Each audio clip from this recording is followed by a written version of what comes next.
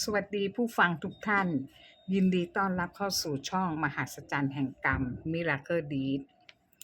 ภรรยาในทางพุทธศาสนาหมายถึงมิตรที่ดีที่สุดของสามีพูดจาดีอ่อนหวานสุภาพพูดสิ่งที่ดีมีประโยชน์เป็นคู่คิดมิตรคู่ใจไม่พูดโกหกหลอกลวงซื่อสัตย์จริงใจทั้งต่อหน้าและรับหลังหน้าที่ของภรรยาตามพุทธศาสนา 1. จัดการงานดีจัดบ้านให้สะอาดน่าอยู่จัดหาอาหารให้ถูกปากและทันตามเวลาตามความต้องการจัดเสื้อผ้าเครื่องใช้ให้สะอาดอยู่เสมอดูแลลูกด้วยความรักให้ความรักความอบอุ่นให้ลูกเติบโตมาด้วยสุขภาพที่แข็งแรงและเป็นคนดี 2. ส่งเคราะห์ญาติข้างสามีด้วยการเอื้อเฟื้อกล่าววาจาสุภาพให้ความช่วยเหลือตามฐานะที่จะทำได้ 3. ไม่นอกใจสามีจงรักภักดีซื่อสัตย์ต่อสามีเพียงผู้เดียวไม่ดูหมิ่นสามีดูแลตนเองได้ 4. รักษาทรัพย์ให้ดีไม่ฟุ่มเฟือยแต่ก็ไม่ตนีทีเหนียวรู้จักกินรู้จักใช้ทรัพย์ให้เป็นประโยชน์มากที่สุด 5. ขยันทำงานบ้านไม่เอาแต่กินเที่ยวนอนเล่นการพนันแต่งตัวฉาบฉวย 6. เป็นกำลังใจให้สามีคอยให้กำลังใจสามีเมื่อตอนที่1สามีเผชิญกับเหตุการณ์วิกฤตในการทำงานหาเลี้ยงครอบครัว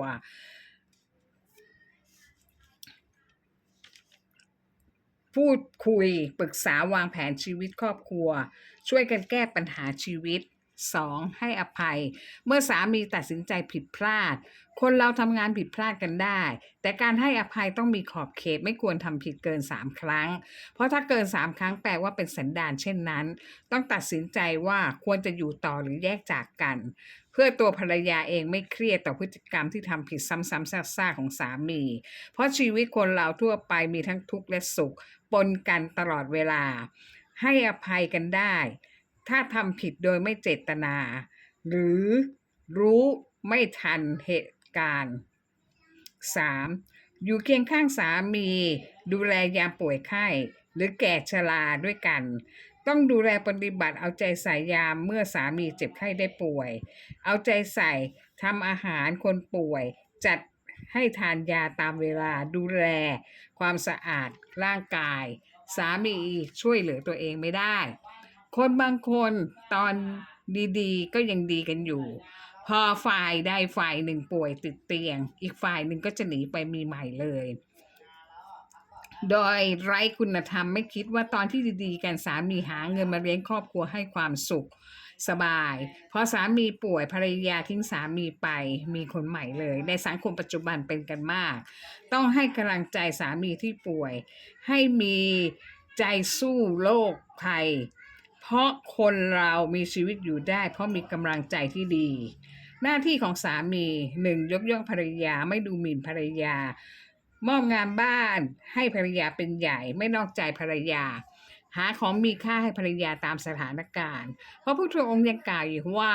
การเกิดมาของมนุษย์ไม่ในแต่ละชาตินั้นทุกคนล้วนเคยเป็นญาติพี่น้องพ่อแม่เพื่อนฝูงบุตรบริวารและศัตรูกันมาก่อนถ้าเป็นมิตรกันเรียกว่าเป็นบุพเพสันนิวาสหมายถึงเคยกินอยู่ร่วมกันในชาติปางก่อนไม่ใช่หมายถึงเป็นเพียงคู่ครองกันอย่างเดียวการที่สามีภรรยาจะได้ครองคู่กันในแต่ละภพชาตินั้นหมายความว่าสามีภรรยาคู่นั้นจะต้องมีคุณสมบัติดังนี้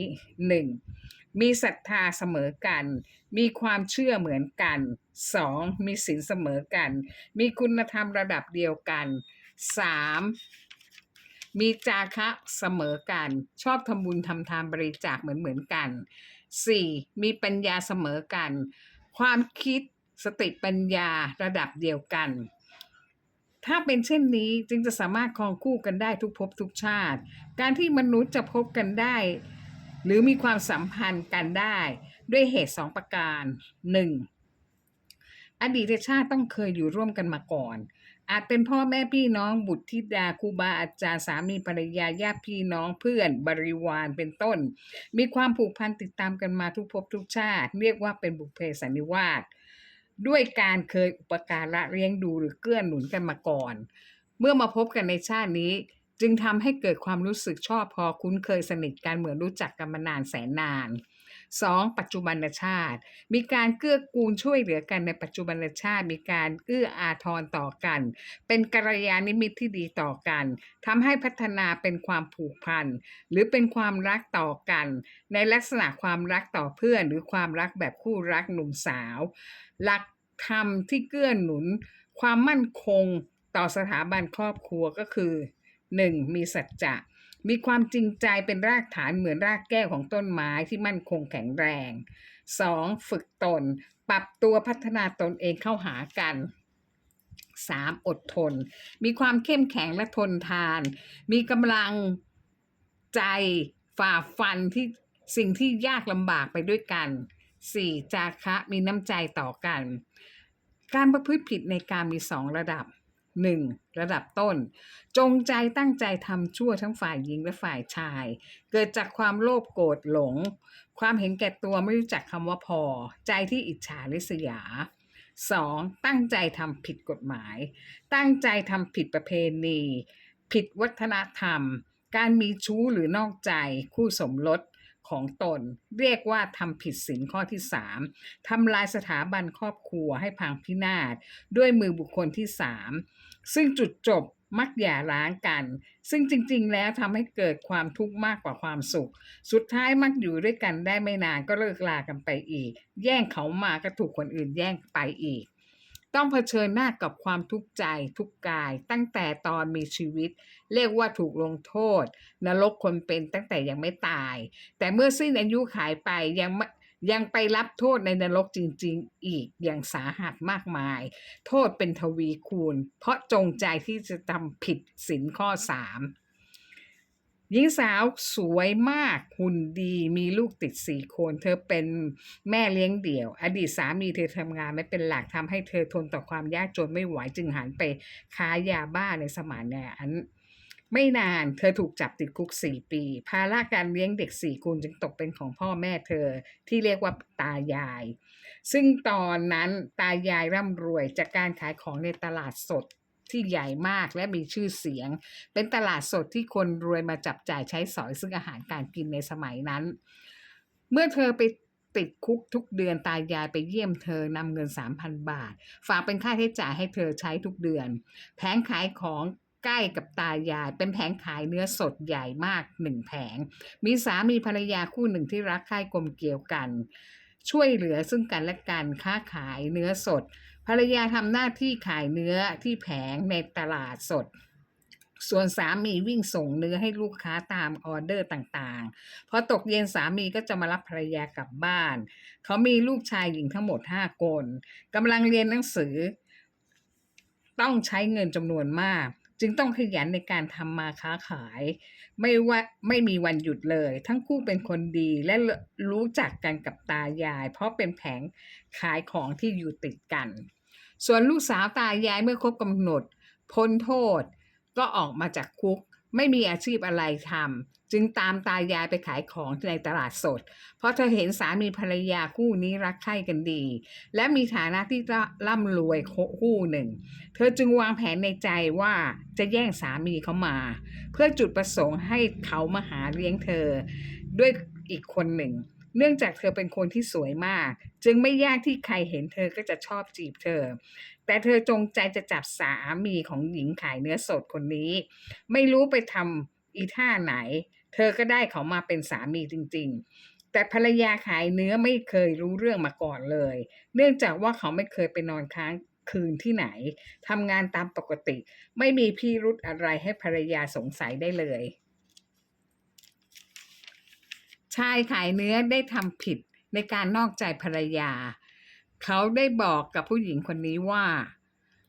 เขาจะออกเงินลงทุนให้เธอ50,000 บาทเพื่อทำการค้าขายเดี๋ยวเขาจะไปดูบ้านเธอว่าที่บ้านเธอจะทำอะไรค้าขายได้บ้างเพื่อจะได้ไม่ต้องเสียค่าเช่าร้านราคาแพงอีกอย่างเริ่มแรกก็ไม่รู้ว่าจะขายได้หรือไม่ได้เมื่อมาดูบ้านที่เธออาศัยอยู่กับตายายเขาเห็นว่าทำเลดีบ้านอยู่ติดริมถนนคนเดินไปมาตลอดวันอีกทั้งรถสามารถเข้าออกได้เขาจึงบอกว่า ไม่ต้องไปเช่าร้านที่ไหนให้ใช้บ้านพ่อแม่ของเธอเองนั่นแหละเป็นร้านขายโจ๊กให้เธอหัดทำการค้าการทำโจ๊กให้อร่อยก่อนที่จะขายจริงชายคนนี้มองขาดเขาให้เธอขายโจ๊กได้จริงๆเขาให้เหตุผลว่าเธอต้องมีอาชีพในการเลี้ยงดูตัวเองและลูกของตนเอง4 คนจะทำตัวเป็นภาระตายายไม่ได้ตายายก็แก่แล้วและตายายก็มีโรคหลายโรคยายป่วยเป็นโรคไตต้องฟอกไตอาทิตย์ละ2 ครั้งตาป่วยเป็นคนไข้ติดเตียงช่วยเหลือตัวเองไม่ได้เธอจะได้เลี้ยงดูพ่อแม่ของเธอไปด้วยกันที่บ้านไม่ต้องไปไหนในความคิดของผู้ชายขายเนื้อคิดเช่นนั้นจริงๆแล้วชายคนนี้แอบมาดูผู้หญิงคนนี้ขายของได้ประมาณ3 เดือนเห็นว่าเธอขายโจ๊กได้ดีมากมีคนซื้อเธอเยอะเพราะแถวบ้านนั้นไม่มีใครขายโจ๊กเลยเธอสามารถขายได้กำไรวันละ3,000-4,000 บาทถือว่ากำไรดีมากแต่ก็เหนื่อยพอสมควรเพราะเธอทำคนเดียวไม่มีใครมาช่วยเธอเลยชายคนนี้บอกให้เธอดูแลตายายที่แก่เฒ่าและป่วยเป็นโรคหลายโรคด้วยเธอก็รับปากไปอย่างนั้นเองและชายคนนี้ก็ค่อยถอยห่างจากเธอไม่มาหาเธออีกเลยเขากลับไปอยู่กับภรรยาของเขาเพราะเขาไม่รู้เลยว่าผู้หญิงคนนี้หน้าตาที่สวยมากแต่ไม่มีความกตัญญูต่อพ่อแม่ที่ป่วยเลยทั้งที่ตัวเธอเองก็อาศัยอยู่ในบ้านของพ่อแม่เธอและลูกของเธออีก4 คนพอเธอค้าขายได้ดีก็ลืมตัวอีกแล้วเนื่องจากสุขภาพของตายายไม่ดีจึงไม่สามารถไปขายของในตลาดสดได้จึงเซ้งร้านให้คนอื่นมาขายของแทนและตายายก็พอมีเงินเก็บบ้างไว้ใช้จ่ายในการรักษาตัวเองทั้งที่เธอขายโจ๊กเมื่อพ่อแม่จะกินโจ๊กต้องซื้อเธอโดยเธอบอกว่าโจ๊กเธอมีไว้ขายไม่ได้มีไว้แจกให้ใครกินฟรีพ่อแม่น้ำตาตกในนอกจากลูกไม่กตัญญูยังหาภาระมาให้แค่โจ๊กวันละ2 ชามซึ่งต้องซื้อลูกกินเองไม่ต้องพูดถึงอาหารมื้ออื่นๆที่ต่างคนต่างซื้อกินเองไม่เกี่ยวข้องกันตายายมีบุญอยู่หน่อยที่ลูกชายคนเล็กเป็นคนจ่ายเงินเดือนและค่ารักษาตัวให้ชาวบ้านต่างถามเธอว่าทำไมแค่โจ๊กให้พ่อแม่กินไม่ได้ทำไมต้องซื้อโจ๊กลูกกินเวลาที่เธอไปติดคุก4 ปีพ่อแม่ยังเลี้ยงดูลูกของเธอ4 คนให้และให้เงินเดือนเธอเดือนละ3,000อีกเป็นค่าใช้จ่ายในคุกทำไมไม่นึกถึงบุญคุณของพ่อแม่บ้างเลยเธอตอบทันควันว่าก็พ่อแม่อยากทำให้เธอเกิดเองก็ต้องรับผิดชอบชีวิตเธอสิตอนนี้เธอค้าขายได้ถ้าเธอแจกให้พ่อแม่กินเธอก็ขาดทุนพอดีแต่ถ้าใครอยากจ่ายเงินค่าโจ๊กแทนพ่อแม่เธอก็ได้นะจ่ายมาสิเรื่องของเธอพอใจที่จะเป็นเช่นนี้คนอื่นไม่ต้องมายุ่งถ้าใครอยากยุ่งก็จ่ายเงินค่าโจ๊กมาง่ายๆแค่นี้เองชาวบ้านทุกคนเงียบไม่นานตายายก็จากเธอไปแต่ตายายได้ทำเรื่องยกบ้านให้กับลูกชายคนเล็กที่เลี้ยงดูพ่อแม่เธอก็อยู่ในฐานะของคนอาศัยดีที่น้องชายเธอไม่คิดค่าเช่าบ้านเพราะถ้าเป็นเธอต้องคิดค่าเช่าบ้านกับน้องชายเธอแน่ตอนนี้ลูกๆของเธอก็เริ่มโตต่างก็แยกย้ายครอบครัวกันไปอยู่เหลืออีกแค่เพียงลูกสาว2 คนที่สาวสวยไม่ต่างจากแม่เรียนจบยังไม่ทันทำงานก็มีสามีและคลอดลูกออกมาคู่ละ2 คนทีนี้กฎแห่งกรรมเริ่มทำหน้าที่ของมันแล้วเธอต้องรับภาระในการหาข้าว3 มื้อให้ลูกสาวและลูกเขยอีกหลานชายหลานสาว4 คนตรงเหมือนที่เธอทิ้งไว้ให้กับตายายดูแลแต่นี่เธอต้องดูแลลูกสาวลูกเขยและหลานรวมทั้งหมด8 คนตัวเธอด้วยก็เป็นทั้งหมด9 คนทั้งหมดใช้เงินจากการขายโจ๊กของเธอและเธอต้องทำคนเดียวลูกสาวลูกเขยไม่ยอมทำงานและก็ไม่ช่วยเรื่องในการขายโจ๊กด้วยค่าเล่าเรียนของหลานทั้ง4 คนเธอในฐานะยายต้องเป็นคนจ่ายให้ทั้งหมดตอนนี้เธอต้องหาข้าว3 มื้อให้ทุกคนกินกรรมเวลาสนองมันหลายเท่าตัว บวกดอกเบี้ยกรรมด้วยพ่อแม่เธอไม่ยอมให้กินโจ๊กแต่ต้องซื้อเธอกินตอนนี้เธอต้องขายโจ๊กมาเลี้ยงคนถึง9ชีวิตโดยพูดไม่ออกไม่ช่วยเธอขายโจ๊กด้วยเธอต้องทำเองคนเดียวพูดไม่ได้ด้วยเรามาวิเคราะห์เรื่องกฎแห่งกรรมติดจรวดสนองการชดใช้ในชาตินี้ไม่ต้องรอชาติหน้า 1. เธอเป็นสาวใจแตกมีอายุตั้งแต่อายุยังน้อยและเลี้ยงตัวเองไม่รอดมาอาศัยพ่อแม่กินอยู่ 2. เธออยากรวยแต่ไม่ยอมทำงานสุจริตไปค้ายาบ้าทำให้เธอต้องติดคุก4 ปีแถมยังเอาภาระมาให้พ่อแม่เลี้ยงดูลูกเธอ4 คนและต้องจ่ายเงินเดือนละ 3,000 ให้เธอใช้จ่ายในคุกเธอยังไม่สำนึกบุญคุณเลย 3. เธอจงใจแย่งสามีคนอื่นมาเพราะเห็นว่าเขา